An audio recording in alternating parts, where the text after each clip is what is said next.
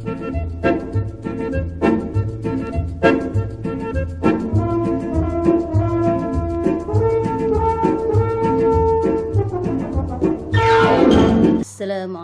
warahmatullahi ta'ala wabarakatuh. Bertemu lagi kita di alam maya bagi meneruskan pembelajaran untuk murid-murid tahun 6. Ustazah harapkan kamu berada dalam keadaan sihat dan dapat kembali semula ke sekolah dalam keadaan yang selamat, insya-Allah.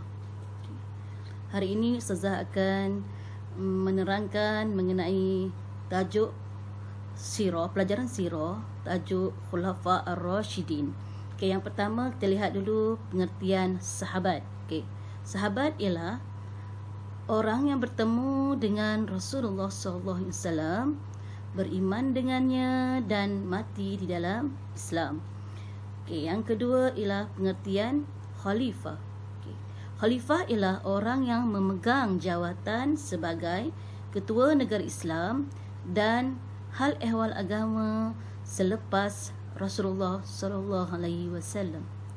Seterusnya yang ketiga, pengertian Khulafa Ar-Rasyidin, iaitu gelaran ketua negara Islam yang diberikan kepada 4 orang sahabat yang memegang jawatan sebagai ketua negara Islam dan hal ehwal agama selepas kewafatan Rasulullah sallallahu alaihi wasallam. Seperti yang telah dimaklumkan di dalam kelas, murid telah mengetahui khalifah Islam terdapat 4 orang sahabat, iaitu yang pertama Abu Bakar As-Siddiq, yang kedua Umar bin Al-Khattab, yang ketiga Uthman bin Affan, yang keempat Ali bin Abi Thalib. Okey, hari ini kita akan lihat khalifah yang pertama, iaitu Khalifah Abu Bakar As-Siddiq. Dalam tajuk Khalifah Abu Bakar As-Siddiq, kita pecahkan kepada 3 bahagian. Okey, yang pertama ialah riwayat hidup beliau, yang kedua sifat peribadinya, yang ketiga jasa serta sumbangannya. Dilihat yang pertama dulu, iaitu mengenai riwayat hidup beliau.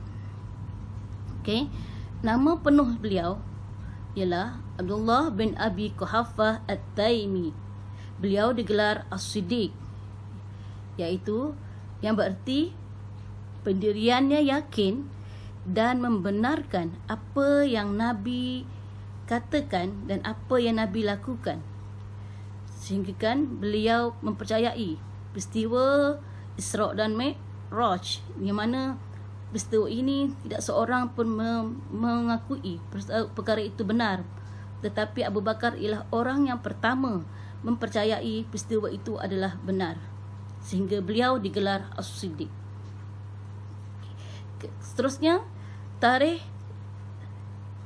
lahir beliau, iaitu 2 tahun selepas kelahiran Rasulullah SAW, dan beliau dilahirkan di Mekah Al-Mukarramah. Beliau dari keturunan Bani Tayyim dari kabilah Quraisy. Beliau menjadi khalifah pada 11 Hijrah, dan beliau memegang jawatan menjadi khalifah selama 2 tahun 3 bulan. Dan akhirnya beliau telah wafat pada umurnya 63 tahun, di mana beliau telah sakit kerana cuaca yang terlalu sejuk. Seterusnya yang kedua, kita lihat pula kepada sifat peribadi Abu Bakar As-Siddiq. Pertama, beliau seorang yang berjaya di dalam perniagaannya. Kedua, beliau adalah lelaki pertama dewasa yang memeluk Islam di zaman permulaan Islam berkembang. Seterusnya, sebelum Islam, beliau tidak pernah menyembah berhala, minum arak, main judi, dan sentiasa hidup dalam keadaan kehidupan orang-orang Islam. Sangat teguh imannya. Seterusnya, beliau merupakan sahabat karib Rasulullah SAW.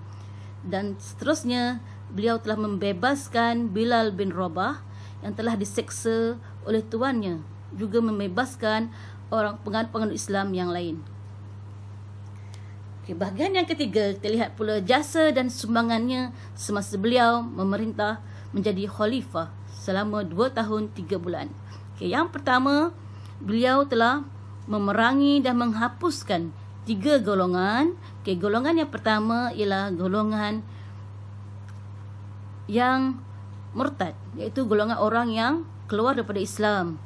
Kedua, golongan yang enggan membayar zakat. Okay, yang tiga, menghapuskan dan memerangi golongan yang mengaku menjadi Nabi.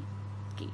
Yang kedua, jasa dan sumbangan yang kedua, iaitu beliau mengembangkan syiar Islam ke negeri Rom dan seluruh semenanjung tanah Arab. Okay. Yang ketiga, beliau berusaha mengumpulkan Al-Quran di atas cadangan Umar bin Al-Khattab, yang mana ramai penghafaz Al-Quran telah mati syahid. Sekian. Assalamualaikum warahmatullahi ta'ala wabarakatuh. Jumpa lagi di lain masa.